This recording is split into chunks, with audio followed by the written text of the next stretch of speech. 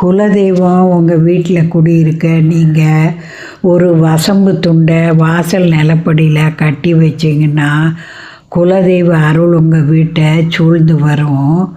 குலதெய்வ குற்றமோ சாபமோ தீரணுன்னா நீங்கள் நல்லெண்ணெய், விளக்கெண்ணெய், வேப்பெண்ணெய், தேங்காய் எண்ணெய், இலுப்பை எண்ணெய் 5 எண்ணெயும் கலந்து தீபம் ஏற்றினால் உங்களுக்கு குலதெய்வ குற்றம் தீரும். அதனால் தவறாமல் நீங்கள் உங்கள் வீட்டில் நல்ல காரியங்கள் நடக்க, தடைகள் தீர, வேலை வாய்ப்புகள் பெருகி வர, குடும்பத்தில் சந்தோஷம் ஏற்பட குலதெய்வத்துக்கு இந்த 5 எண்ணெய்களையும் சேர்த்து தீபம் போட்டு குலதெய்வ குற்றத்தை களைந்தால் வீட்டில் சுப நிகழ்ச்சிகள் தானே நடைபெறும்.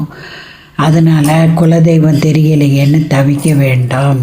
குலதெய்வமே உன்னை கொண்டாடினே, எனது குறை தீர்க்கும் வடிவேலனே, குருபரனே. குலதெய்வமே உன்னை கொண்டாடினே. குடும்பத்தில் ஒற்றுமை நிலவ நீங்கள் சிவபெருமான், பார்வதி தன் குழந்தைகளோடு அமர்ந்திருக்கிற சிவ குடும்ப படம் வைத்து வணங்கி வந்தால் குடும்பத்தில் ஒற்றுமை பெருகும். கணவன் மனைவி ஒற்றுமை ஓங்க சிவனும் பார்வதியுமாக இருக்கிற அர்த்தநாரீஸ்வரர் படம் வைத்து வணங்கினாலும் குடும்ப ஒற்றுமை பெருகும். பிரதோஷ நாள்களில் தவறாமல் நீங்கள் சிவனை போய் ஆராதித்தால் அதை தந்தை மகன் உறவு சீர்படும். தாய் மகன் உறவு சீர்பட பௌர்ணமி பூஜைகளில் கலந்து கொண்டு நீங்கள் அம்மன் அருளை பெறலாம். வெளிநாட்டு வேலை, வெளிநாட்டு சம்பாத்தியம் செய்யணுன்னாக்காலும் நீங்கள் பௌர்ணமி பூஜையை தவறாமல் போய் கலந்து அம்பிகை அருளை பெறுங்க. தாய் இல்லாதவங்களும் தாய்க்கு அருள் பெற பௌர்ணமி பூஜையில் கலந்து அம்மன் அருளை பெறலாம். இந்த மாதிரி கடல் சுப்பிலேயே அலங்காரம் செய்த விநாயகரை வணங்கினால் மகாலட்சுமி அருள் கிடைக்கும். வெளிநாட்டு வேலை வாய்ப்புகள் பெருக கடல் தாண்டி பயணம் செய்யணும்னா நமக்கு அம்பிகை அருள் வேணும். ஏன்னா சந்திரனுக்கு அதிதேவதை அம்பிகை. சந்திர பகவான் அருள் இருந்தால்தான் வெளிநாட்டு பயணம் எளிதில் அமையும். நீர் ராசிகளான கடகம், மகரம், மீனம், விருச்சிகம் இந்த ராசிக்காரர்களுக்கு வெளிநாட்டு பயணம் எளிதே அமையும். அதனால் வெளிநாட்டு பயணம் செய்யணும்னு விரும்புகிறவங்க சந்திரனை திங்கக்கிழமை தோறும் வெள்ளைப்பூவும் வெள்ளை கற்கண்டும் வச்சு திங்கக்கிழமை தோறும் வெந்நீர் ஆடை உடுத்தி அர்ச்சகர்கிட்ட பேர் நட்சத்திரம் சொல்லி அர்ச்சனை செய்து வந்தால் வெளிநாட்டு பயணம் எளிதாக அமையும். அதே சமயத்தில் பௌர்ணமி பூஜையிலும் தவறாமல் கலந்து கொண்டு 11 அல்லது 16 நெய் விளக்குகள் ஏற்றி வழிபட்டு வந்தாலும் வெளிநாட்டு பயணம், விசா தகராறுகள் எல்லாம் எளிதில் தீரும். இதை தவறாமல் செய்து பயனடைங்க. வெளிநாட்டு விசா தகராறுகள் தீர வெளிநாடு செல்ல வேண்டிய விஷயங்களுக்கு நீங்கள் சந்திர பகவானை திங்கக்கிழமை தோறும் வணங்கி வர கைமேல் பலன் கிடைக்கும். அம்பிகைக்கும் வெள்ளிக்கிழமை தோறும் குங்குமத்தால் அர்ச்சனை, நெய் விளக்கெல்லாம் ஏற்றி வழிபாடு செய்து வந்தாலும் வெளிநாட்டு பயணம் தானே அமையும். காலையிலும் மாலையிலும் லலிதா சகஸ்ரநாமம், அபிராமி அந்தாதி போன்ற அம்மன் பாடல்களை வைத்து கேட்டு வந்தால் மனச்சோர்வு, மனக்கவலை தீரும், மனபாரம் தீரும்.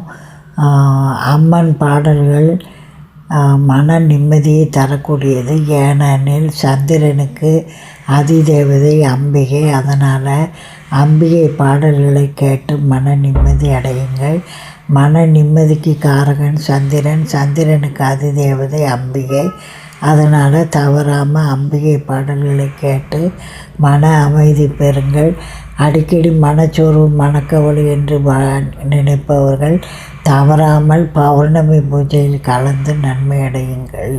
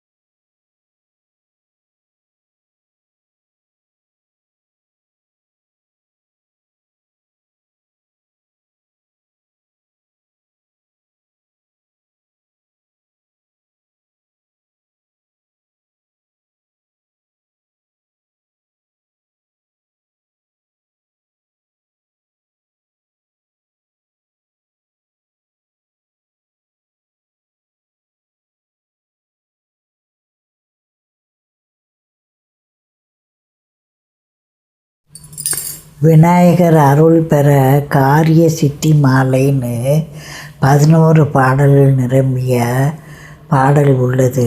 அதை நீங்கள் தினமும் காலையும் மாலையும் விளக்கு முன்னால் சொல்லி வந்தீங்கன்னா நம்ம வேண்டிய காரியம் நிறைவேறும். அந்த பாடலுக்கு பேரே காரிய சித்தி மாலை.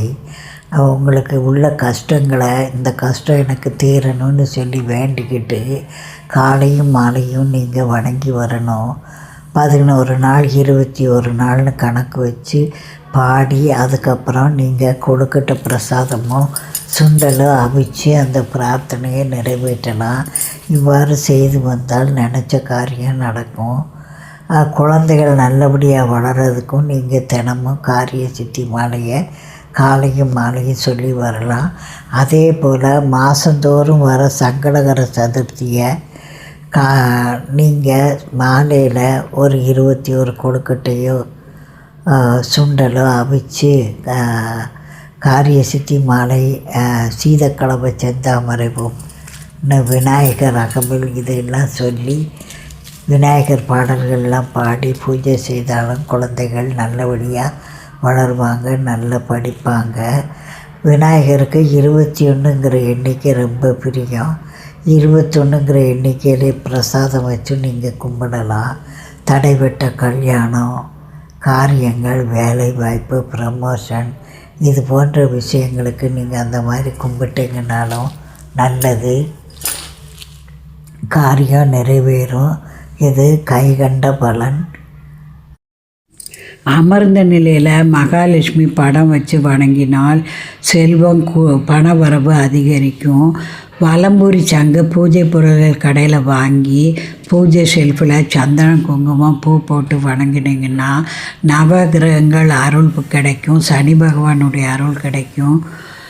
எந்த தீய சக்திகளும் அண்டாது பணவரவு பெருகும்.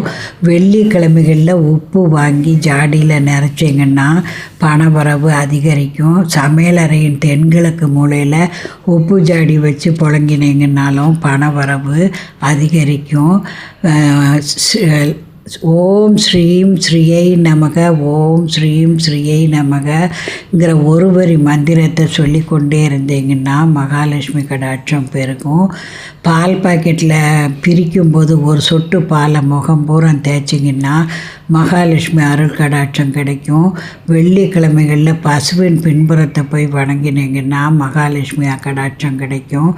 வில்வ மரத்தை வெள்ளிக்கிழமைகளில் பாலால் அபிஷேகம் செய்து சந்தன குங்குமம் வச்சு வணங்கினாலும் அருள் கிடைக்கும்.